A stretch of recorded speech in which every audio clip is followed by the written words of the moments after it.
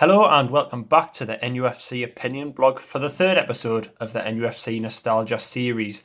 Now this week, there wasn't too much that happened in history, however, we will be looking back to the 2004-05 season where Newcastle did have a run in the UEFA Cup and an FA Cup run. So to jump right into things, we'll be looking at the 16th of March 2005, where Newcastle beat Olympiakos 4-0 at St James's Park in front of a crowd of 32,000, which did see the Magpies move into the quarter-finals of the competition. This followed the 1-0 win in the quarter-final of the FA Cup over Tottenham Hotspur just 3 days earlier. Now in the match against Olympiakos, Alan Shearer scored twice in the second leg, with a Kieran Dyer backheel and a Lee Bowyer finish to add to Shearer's goals. Newcastle did win the tie 7-1 on aggregate, with a former 3-1 win in Greece just a few weeks earlier. This result did put them through to face Sporting Lisbon in the quarterfinals of the Cup. However, they did win the first leg 1-0, but it wasn't enough in the finish, with Sporting Lisbon running out 4-2 winners on aggregate due to a 4-1 loss in the Portuguese capital. Meanwhile, Newcastle beat Spurs 1-0 a few days earlier, as I mentioned. This did put them through to the semi-final of the FA Cup against Man United. However, it was a 4-1 defeat, unfortunately, for the Magpies in the semi-final of the FA Cup at Cardiff's Millennium Stadium. Of course, Wembley was getting renovated at the time. In the 1-0 win against Spurs, Clive had scored an early goal, and that was just about enough to see them through. But as I mentioned, it was unfortunate that they didn't quite continue that winning streak.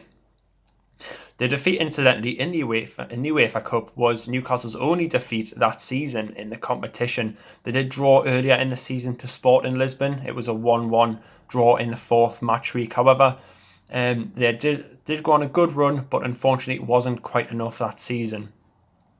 The season wasn't without controversy, however, with Bobby Robson being sacked at the start of the season. There was alleged discontent in the dressing room and a supposed growing rift between Bobby Robson and the owners. There was a little bit of issues on signings. Apparently Bobby Robson didn't quite get the control he wanted, and especially the signing of Clive was a significant bit of disruption for Robson. Now, of course, we've seen that before, haven't we? In recent years, there's been a few allegations that Steve Bruce perhaps hasn't had hasn't had the control over the signings, and that was something that Rafa was a bit disappointed about as well. Of course, one of the reasons why he left was because of the alleged discontent with the signings. Anyways, Bobby Robson was replaced by Graham Souness. However, he could only manage a 14th place finish that season. Newcastle did eventually qualify for they did take part in the Intertoto Cup the following season, which they entered at the third round stage. However, they did eventually bow out in the semi-finals.